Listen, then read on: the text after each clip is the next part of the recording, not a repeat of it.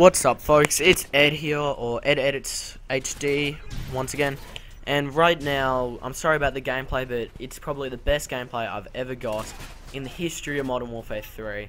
I got like 86 and 10 or something, and it was like a 16-minute gameplay. I know for sure I can't talk for that long, so I'm going to talk for as long as I can about a topic which I'll get to in a minute, and then I will, adjust to the speed of the clip to however long the gameplay or however long the talk needs to be. A couple things about the gameplay. I'm using the MP7 with rapid fire and silencer, and it's a really good setup. I'm running really high kill streaks, like 7, 9, 12 or something, and I got 2 Pavlos in 1 life. It's really cool. Check it out. Please, if you like the gameplay or you like this type of gameplay, tell me, comment about it. And yeah, I'm playing with a couple really good friends, and I'll post some of their gameplay as well, because that's what I like to do. I like to post my friends' gameplay, because, I can't get beast gameplays all the time. A lot of them can. We'll kind of share the spotlight with gameplay. But today I kind of wanted to talk to you guys about something that happened to me earlier this year. As you may or may not know, I went to Vietnam on a part of a school trip, and it was probably one of the greatest experiences of my life. I'd really recommend Vietnam. Everything is like, cheap as dirt over there. Everything's easy to come across. Everyone, it's a great place. The culture's rich. Everyone's nice over there. But this is kind of a story about how I nearly got kicked off the trip with 2 days into it, which I'd been saving up. Maybe me and a couple friends had been, doing all the saving up and working as hard as we could for the last 2 years to get the money or the funds for the school to allow us to go over there, being on our best behaviour, and I nearly get sent home on the second day and betray half the people on the trip. So let's get on to this topic, I guess. It was the second day in, and me and a couple friends, we'd had a free day, and we were in Ho Chi Minh City, which used to be known as Saigon, and we kind of, went for a wander, and we walked across a bottle shop, and we heard the alcohol laws over Vietnam were very, very loose, you may say. So we walked in there, and we just, just to test it out, we went out and we asked if we could buy a bottle of vodka, as you do, So we went up, and they said yes. They let us buy the bottle of vodka. So we bought a couple of those, went back, and we're like, yeah, we'll have a bit of a party tonight. We'll have some pre-drinks, go to dinner with the school, then, come back and maybe have a bit more to drink. And I'll just say, like, the night before, we went out for like a counter meal and went out to a pub, had a bit to drink. We thought we got away with that. We thought the teachers might have thought we were drinking, but they never said anything to us about it, so I didn't think they thought. And this was New Year's Eve, by the way. So we'd been, we drank the night before. We thought we'd be in the clear. The teachers wouldn't mind. They were really cool teachers. So, we went and had some pre-drinks, and silly me, I was sitting down when I was drinking, and I had a little bit too much.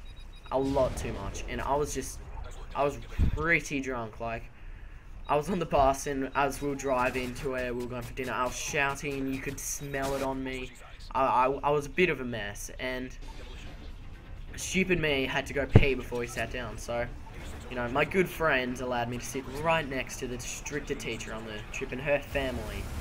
So that happened, and surprise, surprise, she. We were talking. I thought I got away with it personally, but apparently I was really obnoxious, just loud, and yeah, she came over. She's like, Ed, you're a really nice guy, but it's been obvious you're drinking, and I need to ask you, what do you think how would you go about it if you're in my circumstance? And I was kind of being a bit of a smart ass, and I just, I said, yeah, I'd probably let it go. We're all young, we all have our experiences to learn, and we all want to try find a way. We all gotta learn things, and she pretty much just looked at me and said, no, that's not good enough. You're going to have to give me a better explanation. And then she said, I've got 2 options for you. You can either tell me other people who've been drinking, or you can go home. And, everyone said that they wouldn't be able to send me home afterwards, but, I'm not in my best state of mind. Kind of been given the option where I could just throw a $2 trip out of the way and go home, or I could admit that I'd been drinking and get pretty much all of my. So I kind of said to the teacher, a couple of people had been drinking, And then I said, wait, no, everyone has had a drink. you know, stupid me kind of throwing everyone on the bus. I said, everyone has had some stuff to drink, but I believe that it's best that I get all the blame because I'm the one who was caught, and I was the main offender, and that you let everyone else go loose. And, you know, she kind of wasn't happy with that, but she knew that that was the best she was really going to get. So I kind of got put in, you know, chucked in the deep end, but I deserved it. But, you know, I was kind of thrown under the bus. I had to call my mum a couple days in, and she was not happy at all. Mainly because the first thing she told me was no drinking. And 2 days in, I'm caught drinking. Being a bit of an arse. And, yeah, she kind of told all her parents about that. Or all her friends, so that was pretty much the way I nearly destroyed the whole Vietnam trip for everyone who was involved and everyone who was on. And I've got a bit of time left, so I'll kind of tell you another story, which happened a bit later on the Vietnam trip, which also involves drinking. So, we had a girl who got really sick on that trip. Like, she ate some parasites or something. It was in some dodgy food we had over there, because if you ever go overseas, you can't drink the water and you can't eat a lot of foods like salads and stuff just because you don't know whether or not it's been rinsed. Look at that triple feed. Anyway, so this one girl was kind of sick, and the strict lady teacher, who, you know, she's nice and everything, but she is strict, had to stay behind in Hanoi with her while we all went and got to go visit the beautiful Ha Long Bay, got to go on some boats, have pretty much the time of our lives. So we did that, and we stopped off in this island around there called Cat Bar Island, and every single person pretty much on the trip was like, you know, score Cat Bar Island. No strict teacher. We're fine. We're gonna go have a massive party that she'll never find out.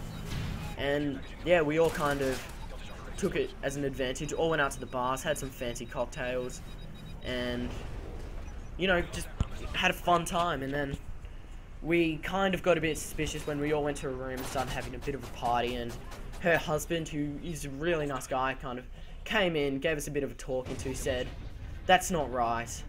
Oh, he didn't say anything about us drinking, but it was obvious. They came up like 3 times just for silly things like, you know, "Oh, does anyone want us to go and get the hotel room to call you in the morning for an alarm?" Or, you know, just silly little things like that. But, you know, they kept coming up, and they ended up telling us all to go to bed. But that was kind of later part in the trip where we all got caught drinking. And, you know, a little later on in the trip, the lady teacher kind of, a couple of people had been drinking that night. Just some really good people, like, you know, goody two-shoes type people had been drinking, and she wasn't too happy about it.